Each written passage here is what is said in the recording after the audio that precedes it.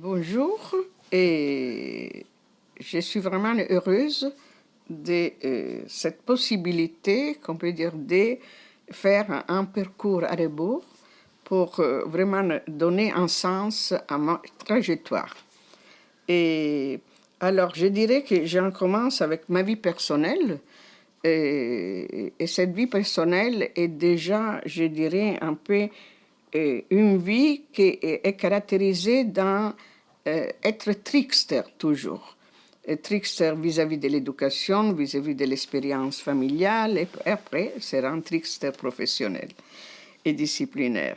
Moi, je pense que je suis née, je dirais pas, je suis née à côté de Naples, pas vraiment à Naples, parce que c'était encore l'époque, je dirais, de la pré-guerre, tout était détruit à Naples. Je suis née un jour, ça doit être quelque chose, où le Vésuve, donc les volcans, a fait la dernière éruption et donc les cendres sont arrivées partout, et les médecins n'arrivaient pas à arriver à la maison de ma mère, donc je suis née dans comment dire, je dirais déjà, j'ai montré que ma naissance devait donner des soucis à tout le monde. Et je suis née dans, je dirais que la passion pour l'anthropologie peut être née à l'intérieur de ma famille, sans le savoir.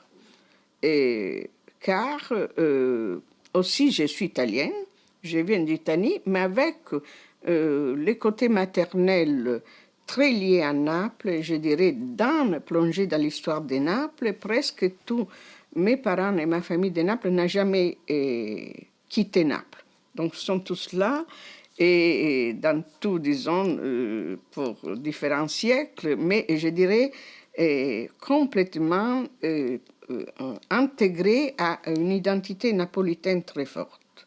Par contre, le côté paternel, il venait de la Toscane, il venait donc du centre-nord d'Italie et amenait des valeurs complètement différentes.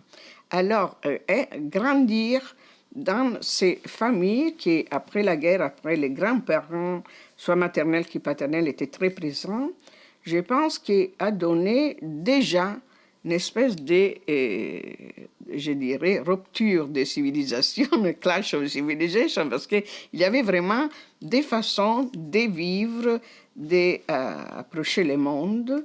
Et c'est clair que, comme je dis, d'un côté, il n'y avait plus la notion d'establishment être là, était préparé pour assumer un rôle dans la société. De l'autre côté, il n'y avait plus la curiosité, les voyages, aller à chercher dans différents endroits d'Italie, au dehors de l'Italie, les plaisirs de la connaissance. Alors c'est clair que j'ai déjà, c'est très clair que j'ai vécu aussi le côté paternel. C'était beaucoup plus intéressant pour moi, qu'il me permettait aussi de voyager beaucoup avec mes grands-parents. Mais le côté maternel s'imposait dans une éducation très traditionnelle, comme elle devait être une fille qui s'est préparée à un mariage, à une vie, disons, très classique. Et donc, je devais être éduquée dans une école privée et évidemment très catholique.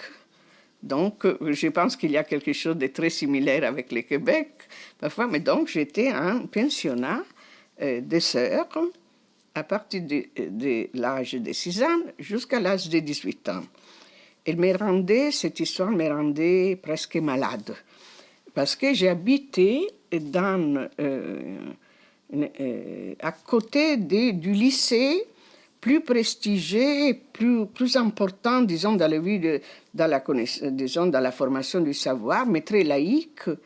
Et ce lycée, chaque fois, je les regardais dans ma chambre, dans ma terrasse. Alors, chaque jour, je me rappelle très bien, je sortais, je regardais les gens, disons, devant la porte du lycée, qui s'appelait Liceo Umberto de Naples, et qui étaient des hommes, des femmes, des jeunes filles en fer, avec toutes les couleurs, rouge, vert, ça. Puis je les regardais, 8 heures.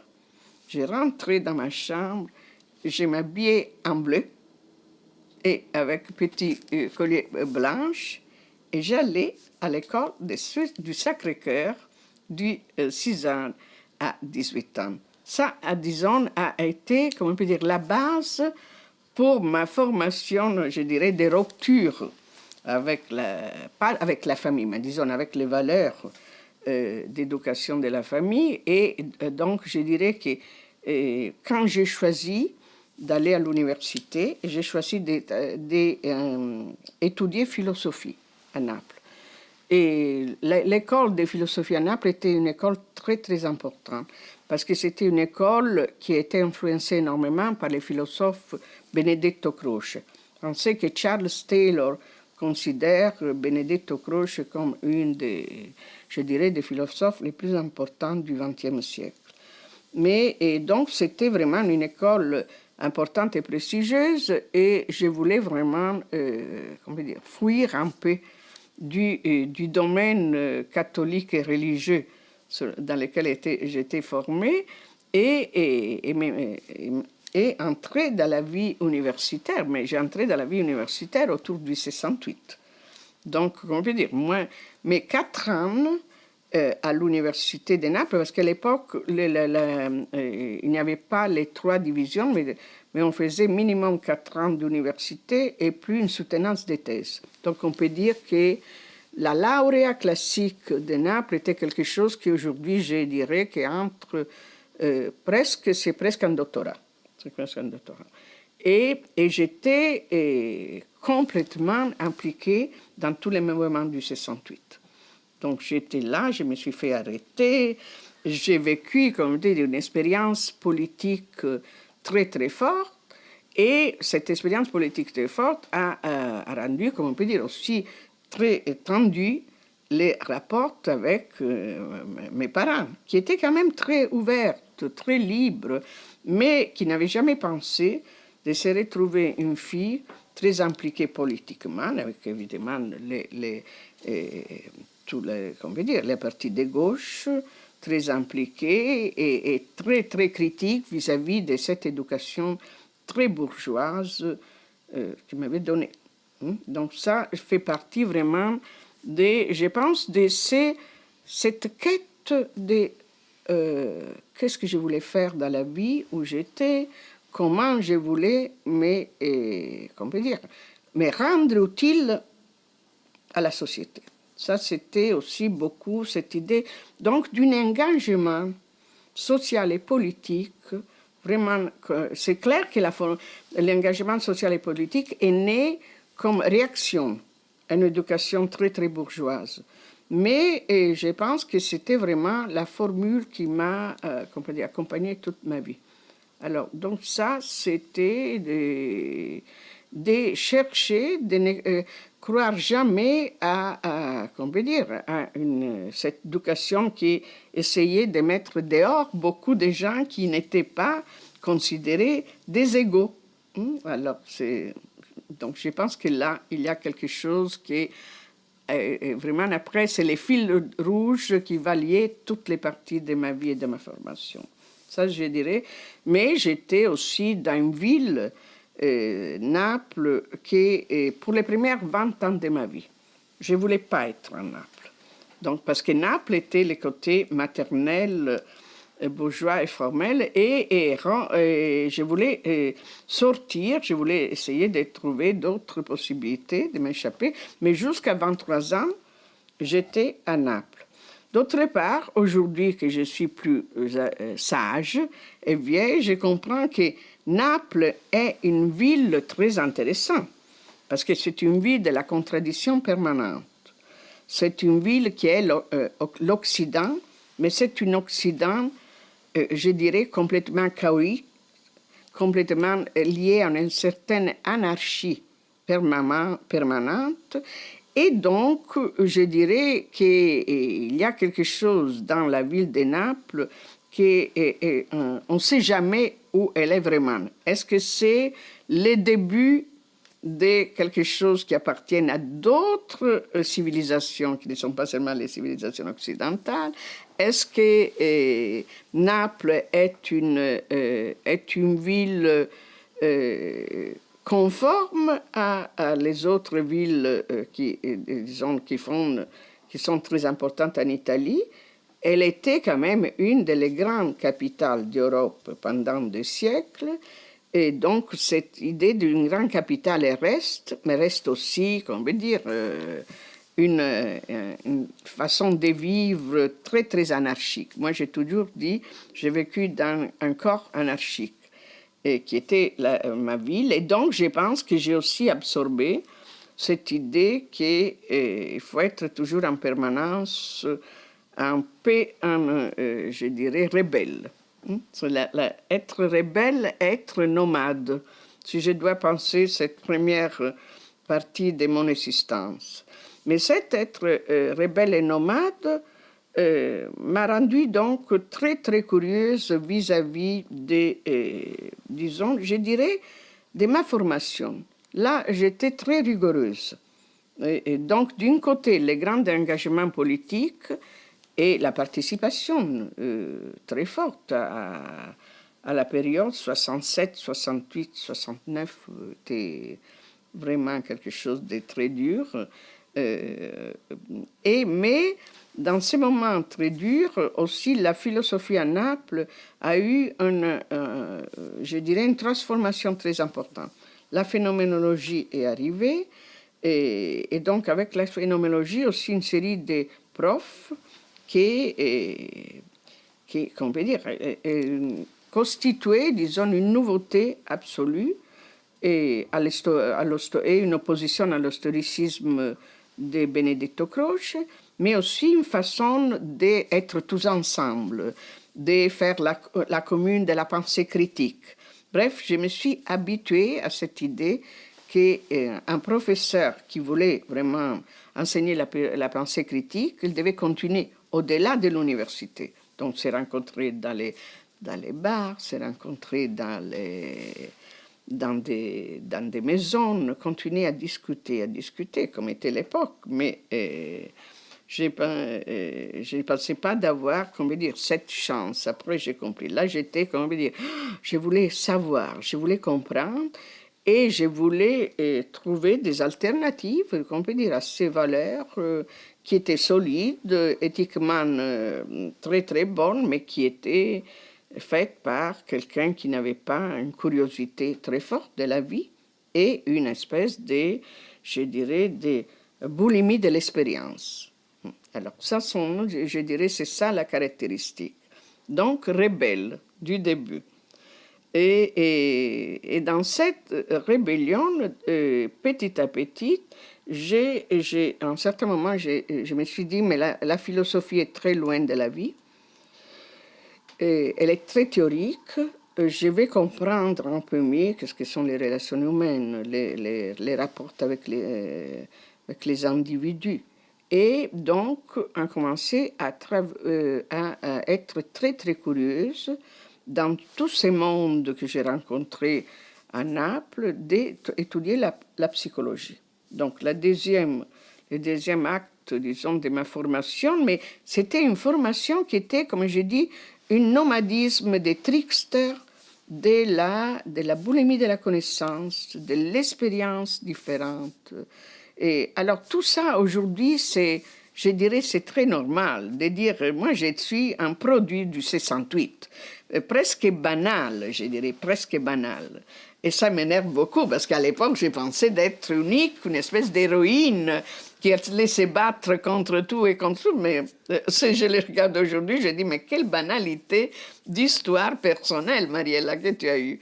Mais c'était très forte. Et je me rappelle, donc très compliqué, les rapports avec ma famille, parce que quand même, j'avais aussi un rapport affectueux très fort et aussi un rapport très, très fort dans les points de vue intellectuels et dans les points de vue de la musique, d'autres passions très, très importantes, qui est avec mon père.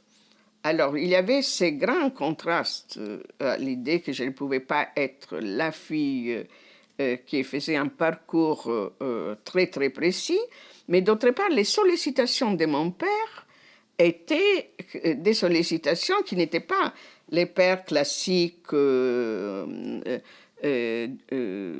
italienne. Il y avait quelque chose, je me rappelle quand j'ai montré, je suis allée, j'ai dit je vais faire philosophie à l'université, il n'a rien dit, il a dit tu peux choisir. Et après, il a pris on avait, on peut dire, un petit cahier universitaire où il y avait toutes les notes. Et lui, il m'a dit, rien dit, il m'a dit, regarde les notes que j'ai eues. Mon père était médecin. Si tu as cette note, tu peux faire les choses que tu veux. Donc aussi la compétition, incroyable. Et les notes étaient à plus, à plus, à plus, à plus, toute la première année. Et là, c'était, comment dire, de dire, OK, tous les défis que tu veux, c'est bien, mais à plus, à plus, à plus, à plus. Et là, c'était quelque chose, comme je dis, c'était un double bind. D'un côté, je vais t'éduquer à les valeurs qui existent dans cette société napolitaine, mais d'autre part, il me montrait d'autres voies. Et ça, c'était un peu de double bind. Mais dans cette famille, il y avait quand même quelque chose qui nous a liés énormément du début. Et je dirais encore qu'elle continue. Et donc, c'était la passion énorme pour la musique classique et pour l'opéra lyrique.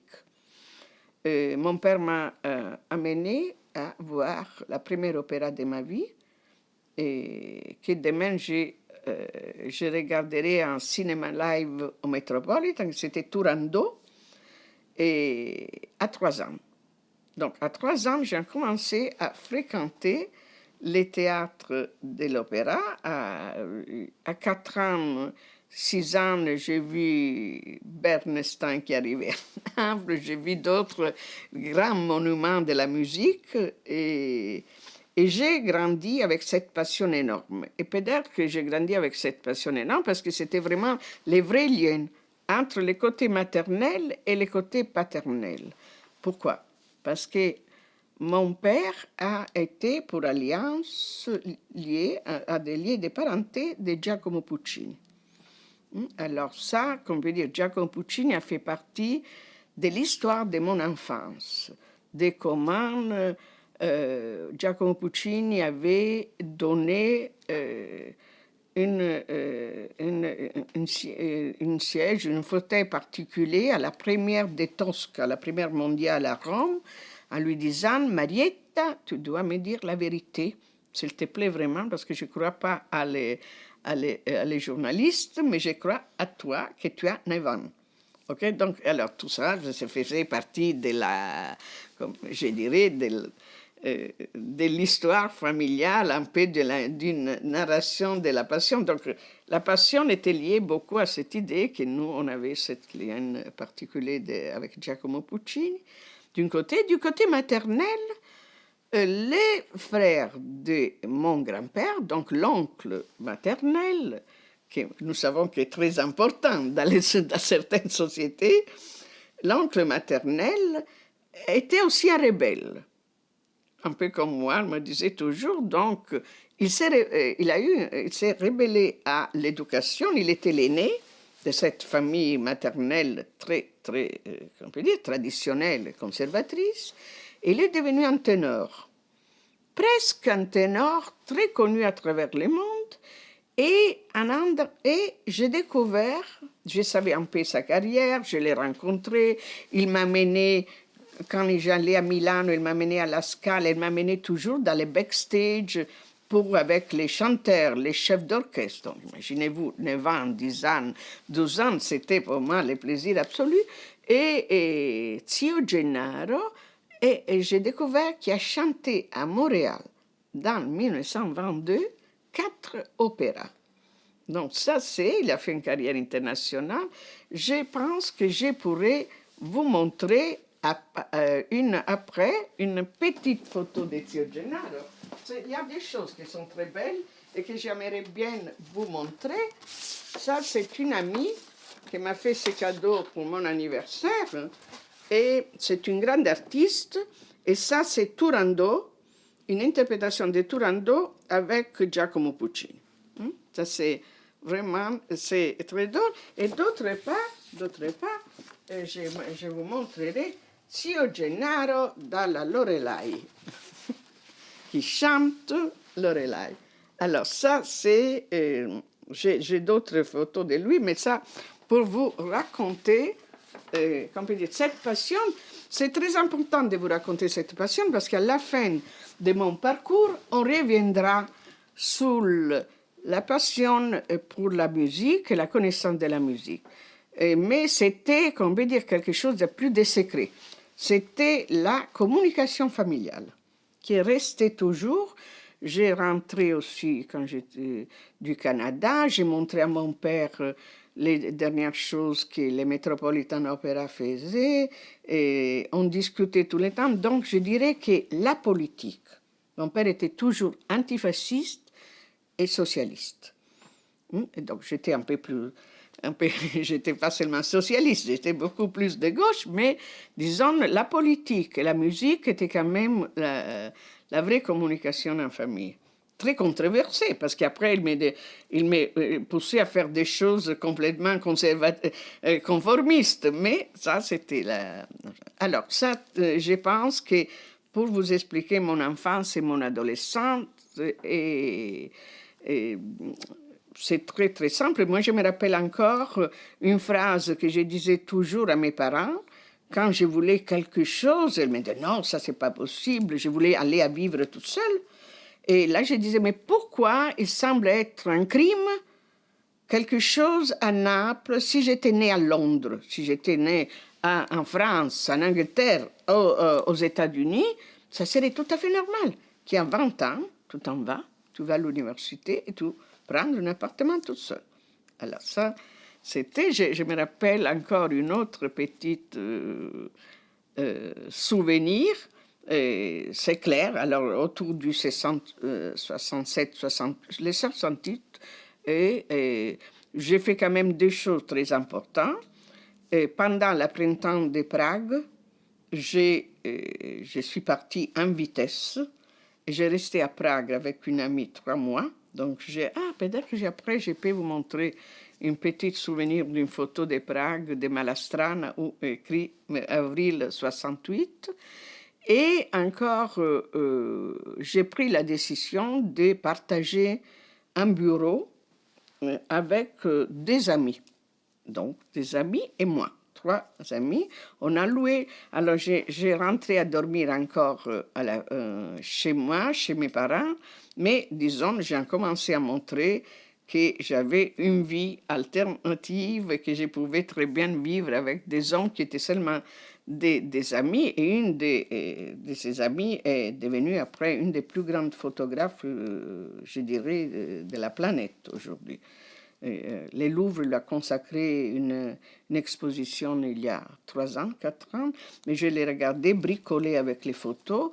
Moi, j'ai bricolé avec mes papiers et mes livres, et donc c'était encore un moment très communautaire pour partager les nouvelles idées d'une génération nouvelle. Ça, mais je dirais que ça sont les options principales. Je dirais vraiment que j'étais extrêmement formée par l'expérience, par des expériences que j'ai eues encore, de ces voyages, je dirais, d'initiation, de liberté. La première voyage d'initiation était en 67 avec un groupe qui était Ente Turistico Lavoratori Italiani, donc un syndicat de gauche qui a organisé tout un voyage à travers tous les pays socialistes.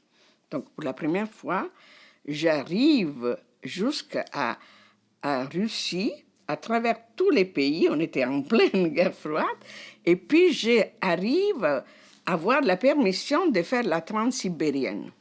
Donc, je suis arrivée jusqu'à Vladivostok. Et ça, c'était pour moi de rentrer en Italie et de dire, d'expliquer ce moment incroyable. Et le deuxième, c'était le printemps de Prague. Donc, vraiment, de vivre ce printemps de Prague avec toutes les émotions, cette Prague libre, exceptionnelle, que je dirais encore plus forte du roman que Kundera après nous a donné. Moi, je pense que cette expérience de ma vie, et je suis sortie quelques jours avant de l'arrivée des Russes, par hasard, vraiment, mais j'ai vécu c'est une expérience unique. Je me rappelle encore, moment après moment, cette liberté, mais à travers la culture, à travers les soirées.